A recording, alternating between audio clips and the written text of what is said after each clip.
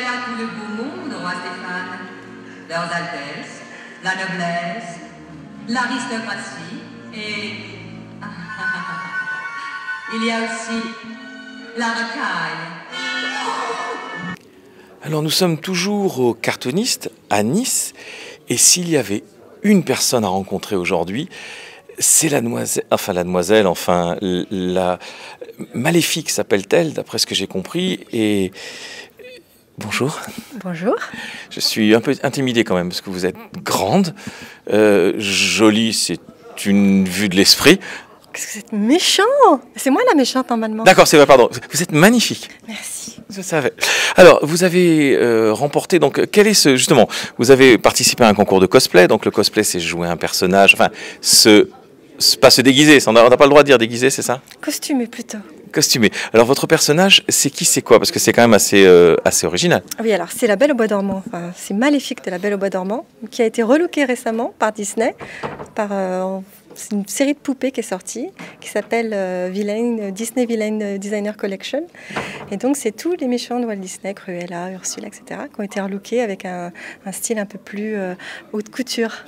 Haute couture, voilà. Et plus moderne, plus méchant. Disney est... aussi. Un petit peu plus sexy. Ouais, Disney change d'image, là, quand même. Ça fait vendre, j'imagine. En tout cas, ça donne très bien sur vous. Donc, vous avez participé au concours de cosplay. Et alors, vous avez remporté un prix particulier. Alors, ce sont les présélections de l'Euro Cosplay. C'est un concours qui se passe à Londres, qui est organisé donc, par les Anglais.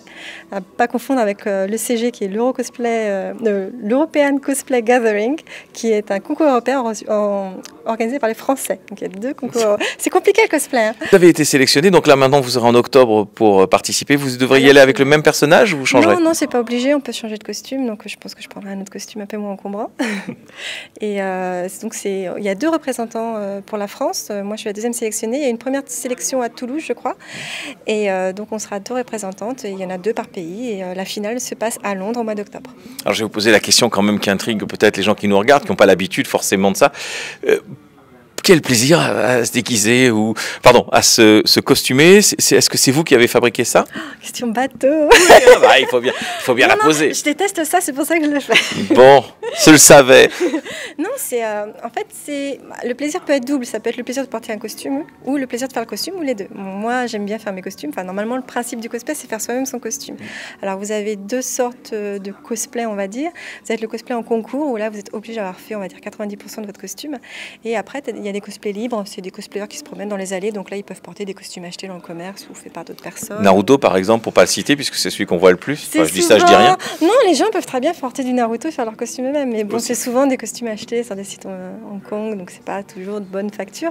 Mais bon, c'est un plaisir aussi d'interpréter un personnage qu'on aime bien. Alors, vous êtes jugé sur la technique, donc sur la fabrication du costume, sur la prestance, mais aussi sur la prestation. Voilà. Alors, parce que cosplay, c'est la contraction de costume et playing. Donc il faut porter un costume et il y a un jeu d'acteur aussi. Il faut interpréter le personnage qu'on cosplay. Pas forcément d'ailleurs dans le sujet même, ça peut être complètement décalé. Voilà, ça peut être complètement décalé. On appelle ça soit le in-character, donc on se comporte exactement comme le personnage. Soit on peut faire un truc complètement décalé, loufoque, débile, pour avoir une prestation un peu comique. Ça dépend du... Et vous aviez choisi... Alors moi j'avais choisi un peu les deux. J'avais choisi du in-character au début de ma prestation, donc j'avais fait une tête de dragon qui sortait avec la bande son du dessin animé de Disney d'origine.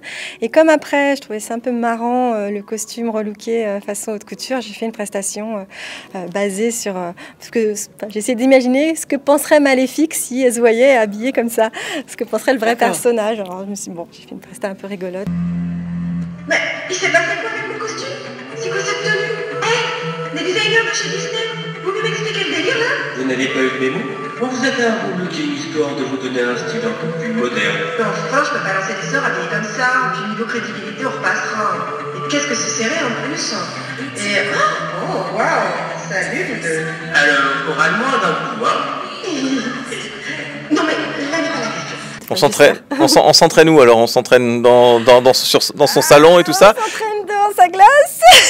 On demande l'avis des copines, donc on enregistre sa presta chez soi avec son micro, un peu comme on peut. Et puis après, on demande un peu l'avis des copines, on envoie la prestation. Mais qu'est-ce que tu en penses? Est-ce que c'est drôle? Est-ce qu'il y a des choses qui ne sont pas bien, qu'il faut que je retire? Et puis après, on et répète. Sur scène, quand on y arrive, alors ça donne quoi? Ah ça donne les genoux qui tremblent, la voix qui est un peu... bon, là, heureusement, je parle pas, mais des fois, on est autorisé à parler, donc on peut avoir un peu la voix qui tremble. Donc voilà. Bon, là, ça va, j'avais pas besoin de parler, il y avait la bande son. Donc, mais un petit peu impressionnée quand même, il y a du monde, et puis ça fait toujours un petit quelque chose de se retrouver comme ça toute seule. Ouais. En tout cas, franchement, très réussi. Dans ce qu'on a vu aujourd'hui, il y avait d'autres concurrentes qui méritaient.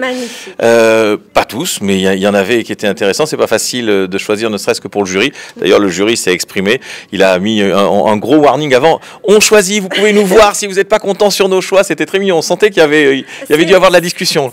C'est souvent le cas en fait. Il y a souvent des gens qui sont déçus parce que c'est normal. Ils passent beaucoup de temps à faire leurs costumes. Ils investissent parce que c'est du temps, mais c'est aussi de l'argent. Et parfois, ils sont un peu déçus. Ils comprennent pas trop pourquoi ils n'ont pas été sélectionnés, pourquoi ils n'ont pas gagné.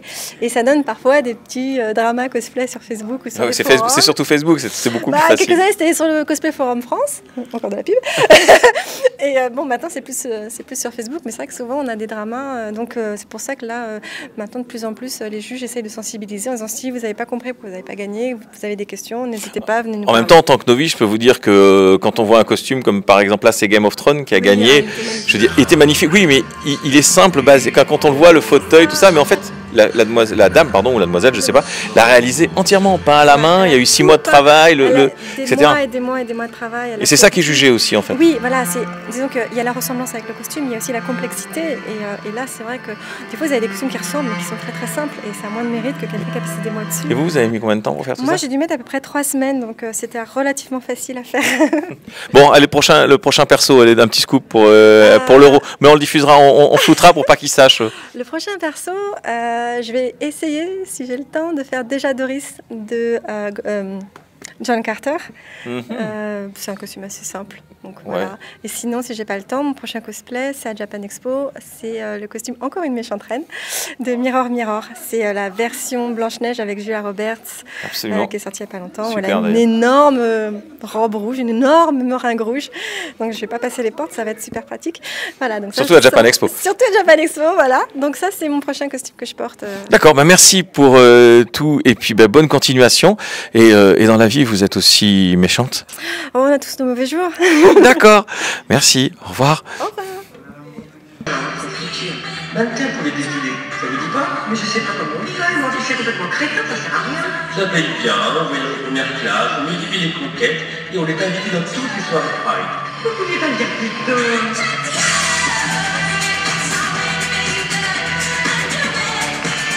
Maléfice en Disney Women's Collection, la Belle au Bois dormant.